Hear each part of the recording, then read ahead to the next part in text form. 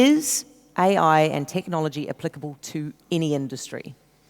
Yes or no? Yes or no? Okay, yes. Yes. So if I throw one to you, can you tell me how you can use it? I'm going to give you this one, games. Okay? The trades, let's say, builder, sparky, plumber, can they use it? Absolutely. I mean, I think analysing your customers, understanding what their needs are by industry, by solution, I think that's important.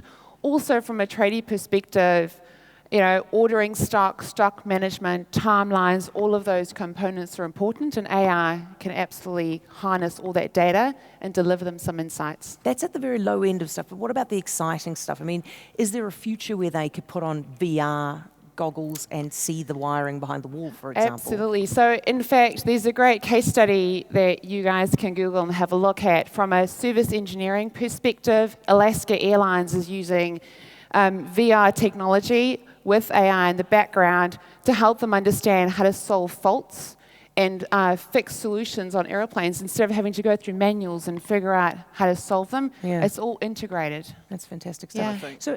I was just going to say, I think even more than that, the potential for people to collaborate virtually as well through that kind of technology is really interesting. So you could have somebody who was perhaps a less experienced practitioner, and then somebody back wherever they are in another city who has all the knowledge, and they can work together, and that person can kind of see through their eyes and help them solve. So the boss could send out the apprentice while sitting back in the comfy office. Well, it's about kind of collaborative computing. So and really seeing through. They call it sort of empathetic computing, seeing through their eyes, and it's a pretty exciting future technology. Make you more productive, wouldn't it?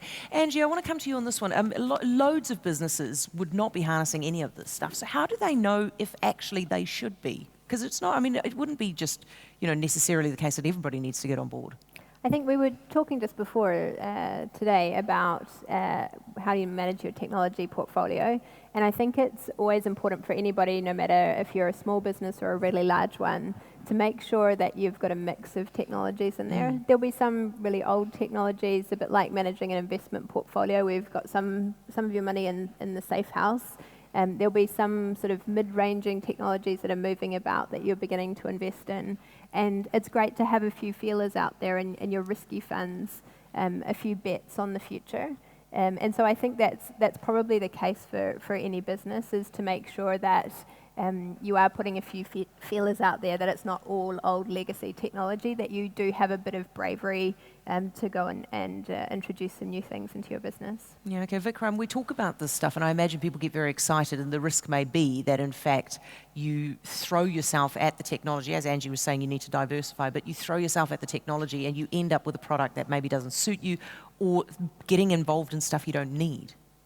And that's right, and I think the important thing is, as Paul was talking about technology leaders, a lot of people here aren't going to be necessarily technology leaders. They'll be business leaders. And I think there's a huge potential for thinking through how their businesses can be enabled and transformed by that technology. That's what's going to give them the competitive edge. But recognize that there will be risks that come with it. One of them being security. And there was this great saying that, we grew up in a world where we only had to worry about the local criminal breaking into the house. And now we have to worry about anyone and everyone across the world breaking into our systems. Maybe just by collateral damage, not even trying to target us directly.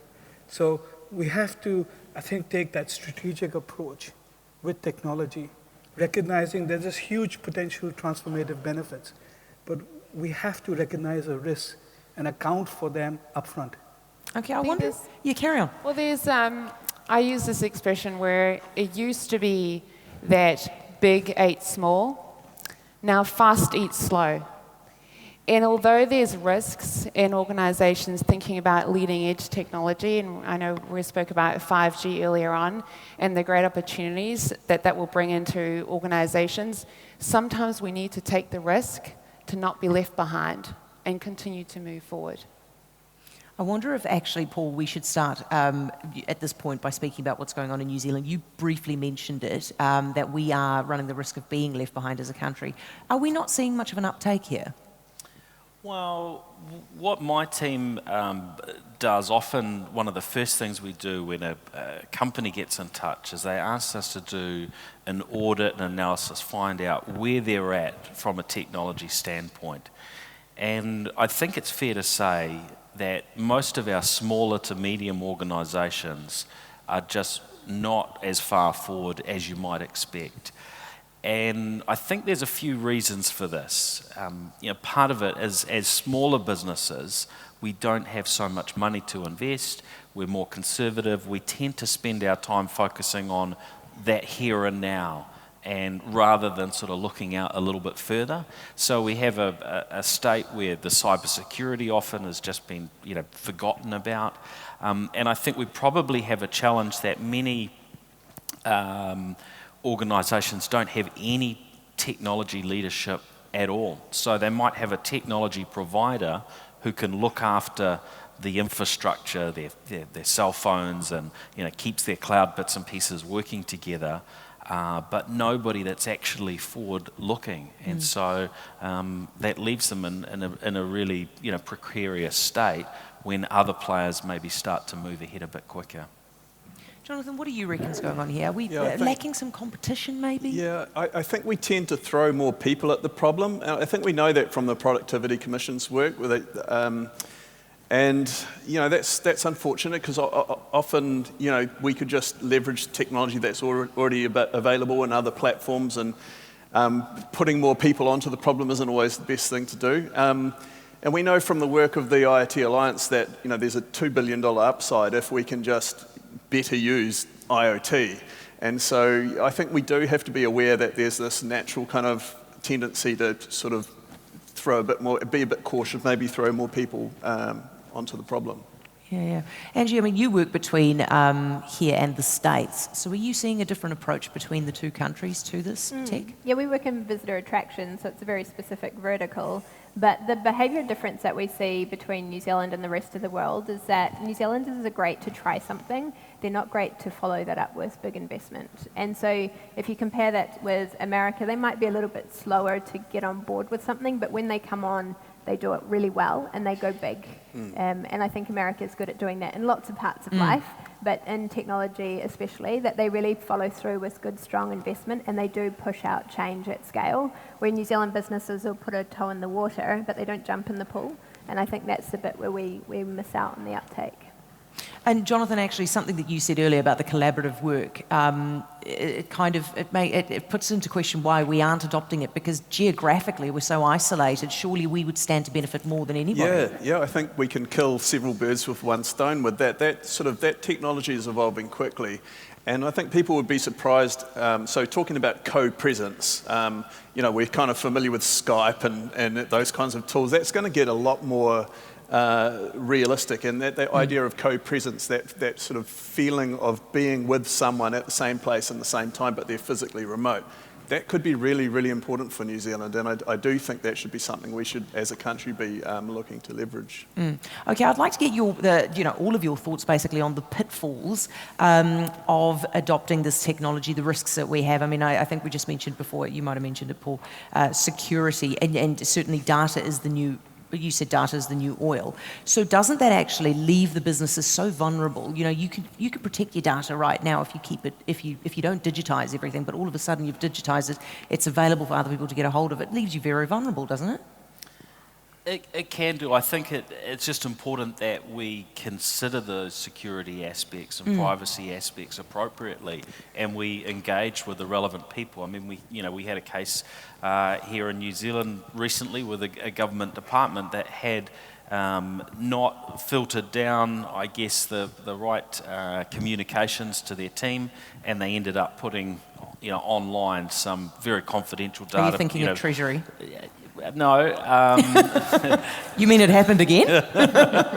So we ended up with people's scans of people's passports and their personal ID that was online in a place that it shouldn't have been. And so we have to sort of connect the dots up. Everybody's using technology within our organisations now, but sometimes individuals maybe go off on their own and do something rogue. So there is a need to connect the dots and for people to know where to go go for help, know where to get the guidance, and to make sure that they are considering those security implications each step of the way. And I mean, there are just so many places where people can step out of line and get into trouble. So you've got to be educating your team, and you've got to be giving people access to the experts that can help minimise those risks. It's a great competitive opportunity too, because I think trust is such a big thing in your relationship with your customers. And so if you can do that well from a security perspective, if you can do that well from a privacy perspective,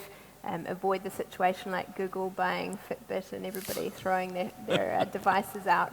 But also from an ethics perspective, and with AI, that challenge is so much bigger. You think about something like chatbots that can be so easily trained on bad data and start spewing out some awful things, or machine vision that can make some really big mistakes in how it recognizes people and objects and puts them in place in time. The risks out there are a lot greater from an ethical perspective when you bring AI into your business. But if you can do that really well and create that as part of your brand, it's such a great opportunity to rise above the competition. And that's a really unique opportunity for us in New Zealand, because those values are so intrinsic to us as a society, and we're so famous for that internationally. Yeah, harnessing data is going to be one of the key aspects for organisations to move forward. Certainly, if you think about what 4G did for us, and who can survive without their mobile phone and their apps, the Netflix, the Twitter, and all of the rest of the applications that we never would have thought that we needed.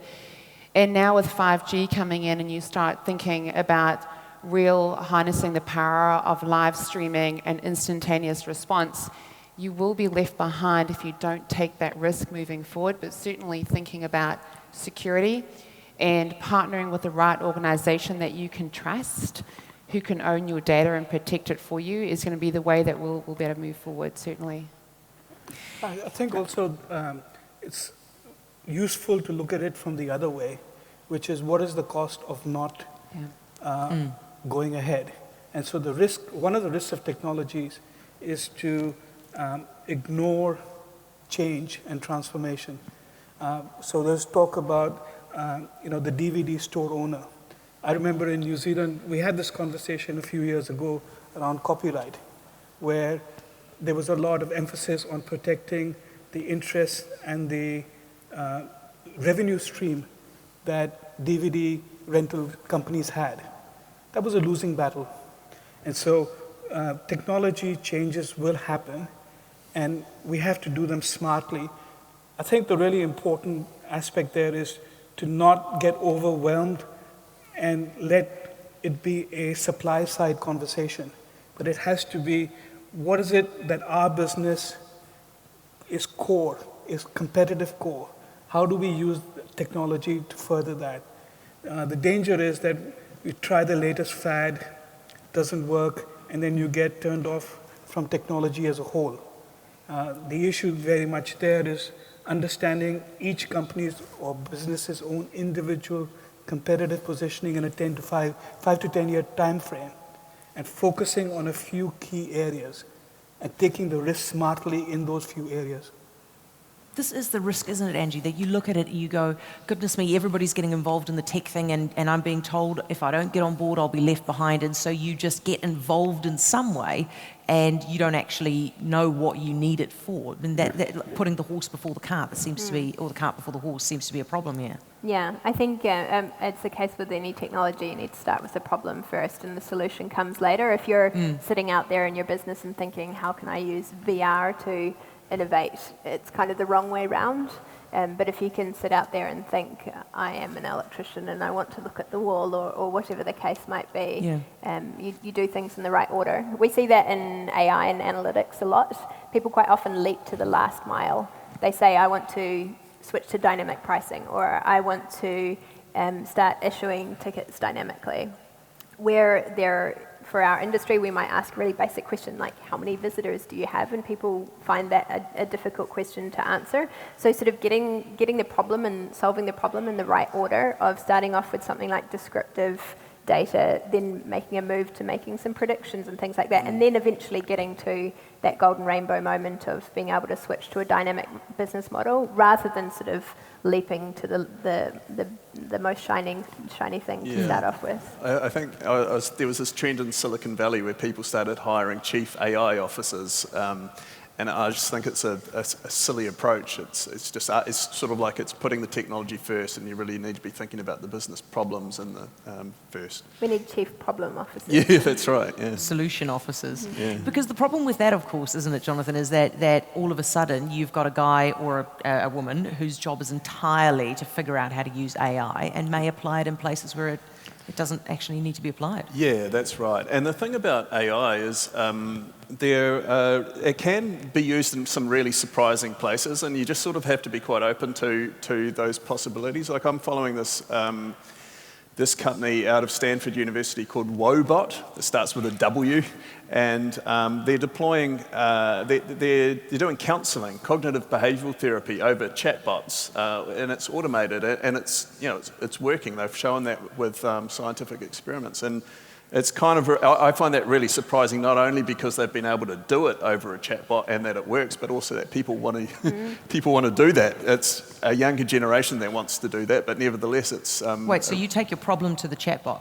Yeah. You just you're doing counselling, but with an AI agent. See, doesn't that feel a little bit? It makes me feel uncomfortable. Does it make you feel uncomfortable? Well, I find it surprising. You'd sort of think, I would think personally that is one of those very, very human things. That's probably the last bastion of, but it turns out that at least to some level of counselling, basic kind of stuff about stress to do with exams or whatever, people were happy to do it. Yeah. Okay. New technology always makes us feel uncomfortable. Does it? Just think about what's happening. I was reading this report on the TVs that turned on the cameras and they could tell whether it was a child, and so they'd start advertising for kids. Or if someone's sitting there drinking a beer, they'd start doing beer advertising. And the feedback for the over 40s was, stop looking into my lives, this is terrible. The younger generation were, bring it on, this is awesome. I can get discounts, exactly what I want.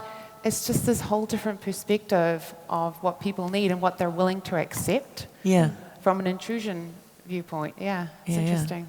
Yeah. So how do you know? Okay, so if you are a business, Paul, and you're thinking, right, I think I think I can get some productivity out of this. I can streamline things, but I don't quite know where. Your one option obviously is just buy anything available. But how do you actually figure out what problem AI can solve? Do you get a consultant in? What do you do? Well, these things tend to come up if you're looking at your organisation and listening. I think that's the key.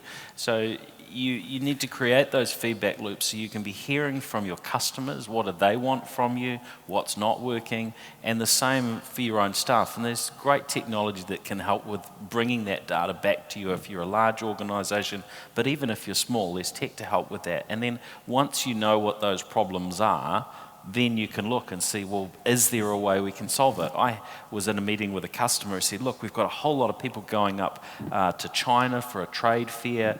Everybody's going to have their cell phones and taking photos of lots of product. We're trying to work out how do we, tidily pull all that data back and have it accessible by everyone. And so we worked through a technology solution for getting the data off their phones and back into a central cloud repository that any of them could access around the world. And then the next problem was, well, how do you sort through it? And so we did a little bit of an experiment with AI and took what was in their SharePoint system, and we fired it up to Microsoft, who fired it back with tags assigned to each photo with what their AI thought was in each photo. Now, it's fair to say that in this case, with the products that they were photographing, it wasn't brilliant. But you can imagine that that's going to improve over time. And then you can go in and just search for, look, I need, photos of, and in their case, maybe lawnmowers or whatever products that they're looking for. And then if the AI has done its job well, you will find, of dozens of people that have taken these photos, just the results you're looking for, and that would solve a problem for them. Okay. Lindsay, you guys are obviously rolling out at Vodafone, you're rolling out 5G in December. Yeah. And your pitch has really been at businesses, right? Businesses can use this. This is not just about the average punter getting a faster speed on the phone. Are you finding it a hard sell getting them to start thinking about it? You know, it's interesting. I keep on saying to organizations, 5G will be to business what 4G was to consumers.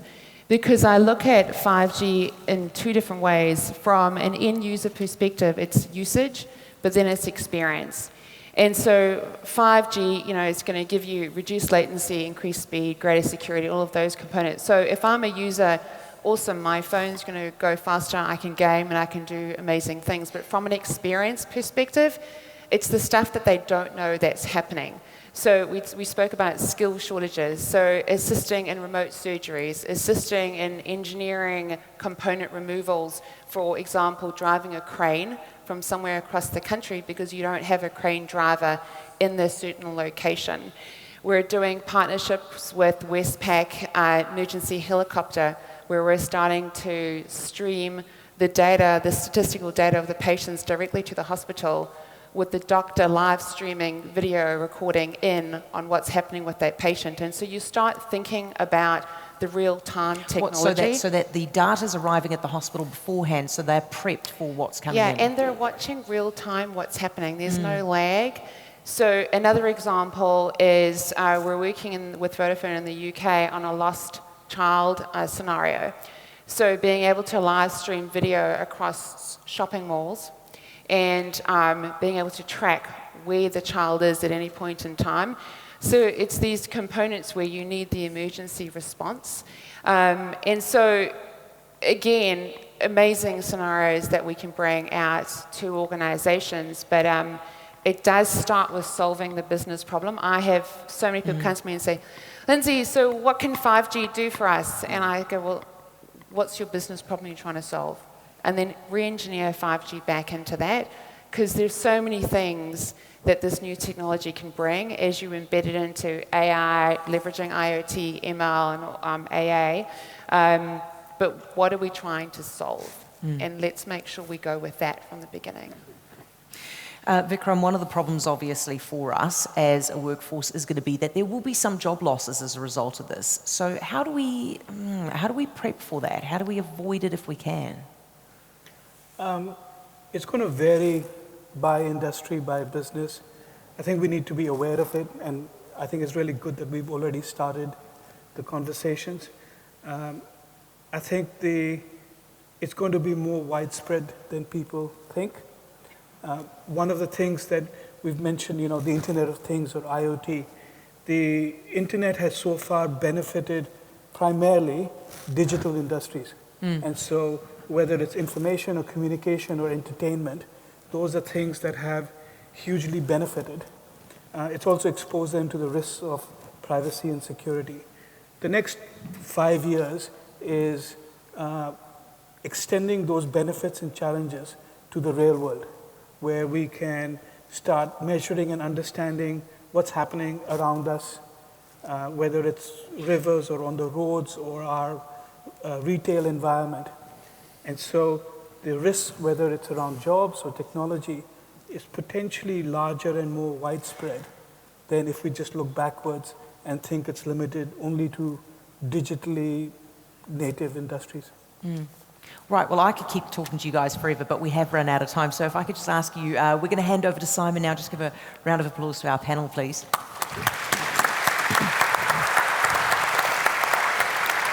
Thank you very much to all our panellists. We've got some more for you too. The questions have been flooding in thick and fast, and I am going to go with the most popular ones. I'll quickly address the fact that, were you a lawyer, Simon? Yes, I was. It's very hard to imagine, I know. Why aren't you asking any of our questions? Because that's this part now coming up. And this one's more of a comment, although it does raise a galaxy of questions from it. My Uber driver asked me when he would lose his job. Right, those were not the most popular questions. The most popular questions are quite holistic, actually, and they're really about the effects of technology. The first one, how can we develop environmentally friendly technology and sustainable tech that have a positive impact on our planet? Ooh, who wants to go at this? Paul, let's start with you.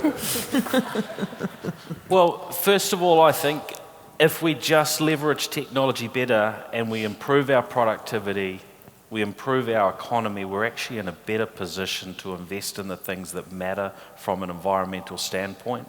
So if we're struggling financially as a country, we're going to be limited in terms of those changes. Okay, so we make the money, we can do it, but who leads the way? Is it you guys lead the way, or is it regulation and government? I think generally it's got to come down to individual organisations looking for those opportunities. I shared about that example in the farm, where they don't need to use as much fertiliser and water because they're using IoT to measure where it's appropriate, and then they can reduce the chemicals being put onto the farms. And generational pressure, of course, with the awareness around environment and technology will mean that this should come through automatically. But taxation may be the ultimate end goal. Anyone want to add to that? But green technologies have only succeeded when businesses and people have found that to be a better solution. So as Paul spoke about the farm, because it saves money, because it's better, and it's environmentally sustainable, there'll be take-up. That's the way forward, is to make technology, the sustainable solutions, make them better, quicker, faster, cheaper. And they will succeed because people will want them.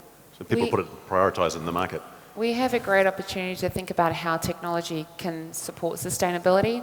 At Vodafone, we're partnering with Waste Management around 5G to see how can we start leveraging scanning, real-time scanning solutions to help us with regards to sorting for recycling. And so if we change the way we think about technology and start looking at as how we can harness technology to really transform our ability to support sustainability, whether it's water, whether it's waste, whatever it might be, that's the way I think we need to look at it.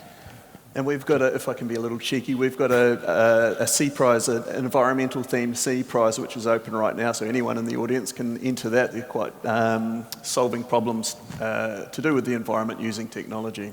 Nice push. All right. They are quite holistic, the questions at the very top, because they relate to the bigger picture, and I'm going to combine the next two biggest ones. They're all over health implications. It seems as though there's no conclusive evidence on the health implications of 5G. What are your thoughts on pushing forward with this new tech regardless? And I'm going to combine that with, is technology, constant social connectivity, negatively impacting mental health? So the big picture question, but also the 5G, how are they impacting on mental and physical health? Yes, so why don't I start? My favourite question is 5G going to kill us? I get it every single day. That's in here as well, by the way. Yeah, I think, let me first start with Vodafone New Zealand will never launch anything that's going to impact Kiwis. So, we'll start with that baseline.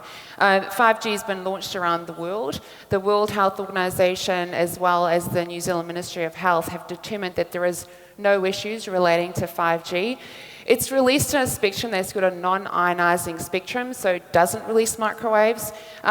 So from our perspective, it's safe. We've certainly assessed the environment, and like I said, we would never launch something that's going to impact Kiwis. Vaccination's a good idea as well. Yeah. Hang on. It's a whole other conversation. Well, I'm going to hide now. Yes. All right, there's a conversation killer right there. All right, the broader implications of health, the social connectivity thing, I mean, this is being debated in the media quite regularly. Is social connectivity affecting our health? I think we can go down a rabbit hole on this one. Are you concerned at all over the mental health implications of social connectivity? I think one of the more emerging issues beyond mental health is what's called deep fakes, where we start losing trust in what's presented to us.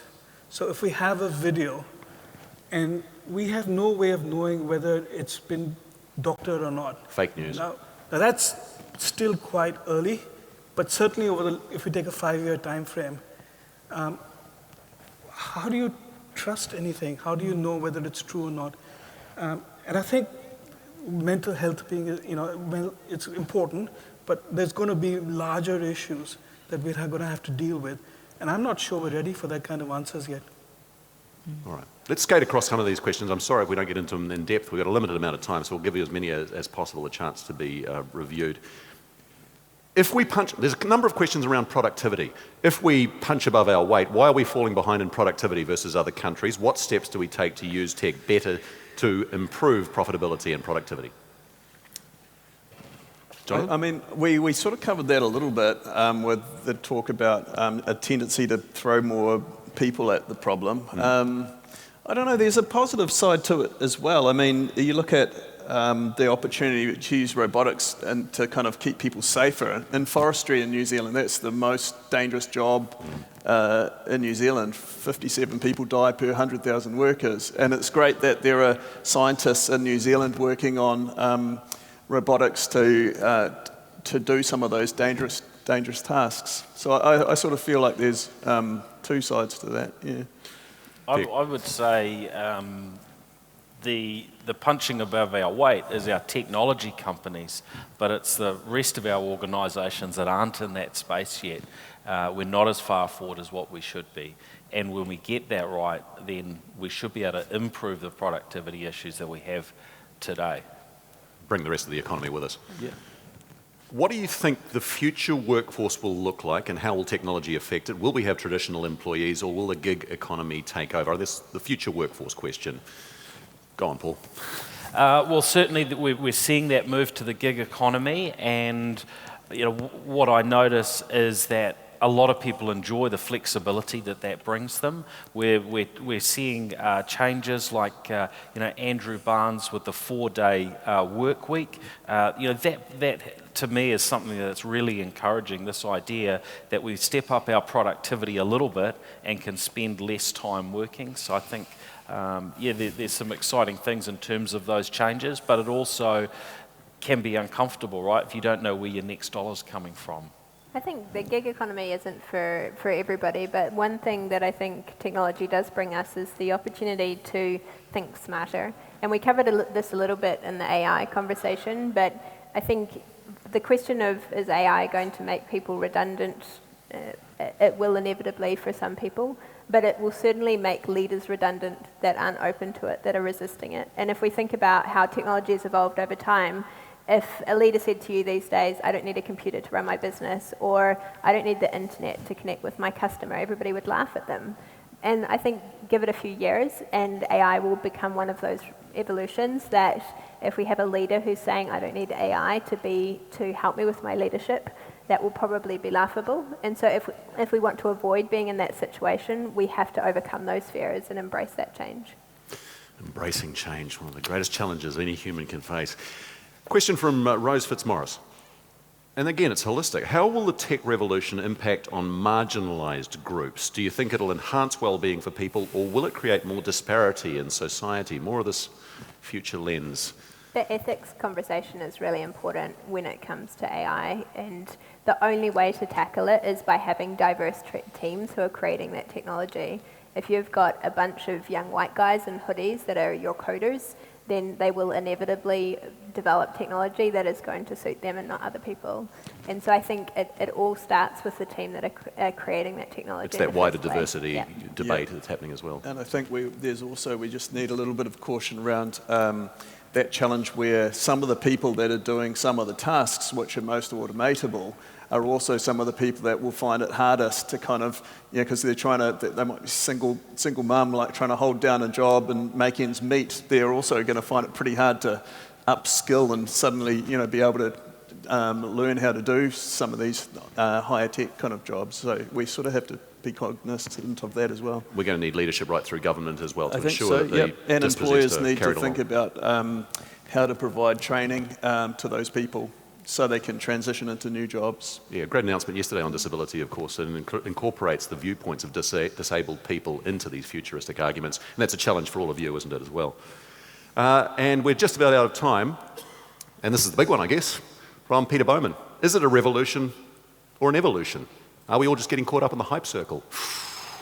Step in back. tech circles, there's a saying that technology and software in general is overhyped in the short term and underestimated in the long term. So I think the answer to that question is definitely in the short term it's overhyped, but don't ignore it for the long term. Anybody else? That's the succinct answer, isn't it? Right there. Don't ignore it in the long term. Because no one up here is going to decry the revolution, I'm sure. The revolution is underway. Ladies and gentlemen, would you please put your hands together for our speaker and panellists?